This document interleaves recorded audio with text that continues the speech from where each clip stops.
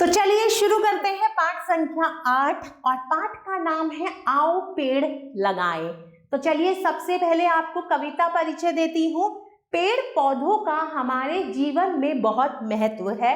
पेड़ पौधे प्रकृति के द्वारा दिए गए सुंदर उपहार हैं।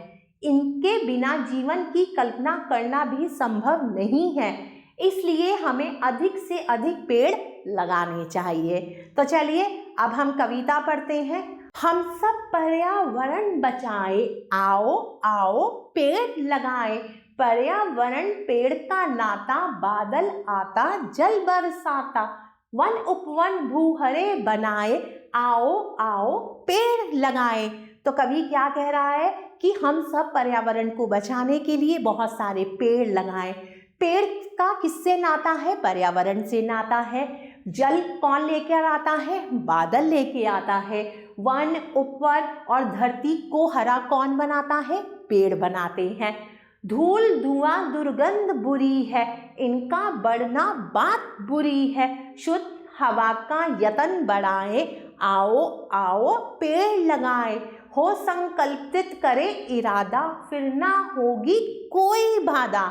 आगे की पंक्तियों में कवि कह रहे हैं कि धूल धुआं इनकी जो दुर्गंध है वो क्या है? बहुत बुरी है। इसीलिए हमें इन्हें बढ़ाना नहीं है, हमें हवा को शुद्ध बनाने का क्या करना है? प्रयास करना है। इसके लिए हमें पेड़ लगाने हैं।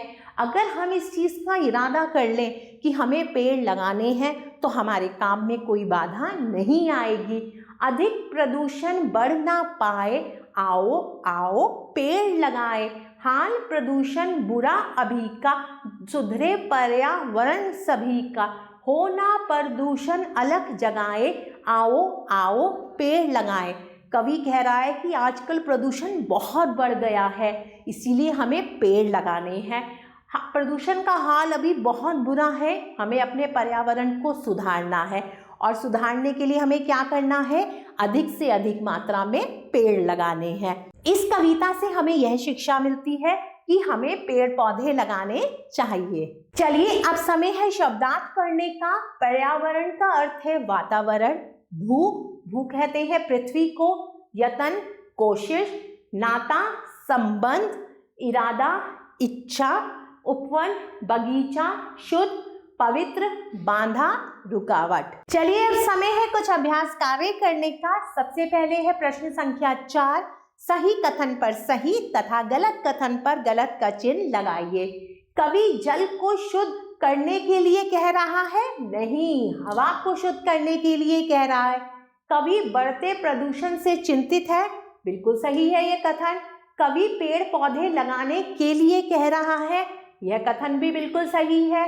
कवि धरती को हरा भरा बनाना चाहता है? बिल्कुल सही है यह कथन। कवि पर्यावरण में सुधार नहीं चाहता है, यह कथन गलत है। आगे है प्रश्न संख्या 5। कविता की पंक्तियां पूरी कीजिए। तो प्यारे बच्चों, एक बार पुनः आप कविता को अच्छे से पढ़ेंगे, याद करेंगे और प्रश्न संख्या 5 आप स्वयं करेंगे। प्यारे बच्चों, कैसी लगी आपको ये कविता? आशा करती हूँ आपको यह कविता बहुत अच्छी लगी होगी। हम पुनः फिर मिलेंगे, तब तक के लिए आभार।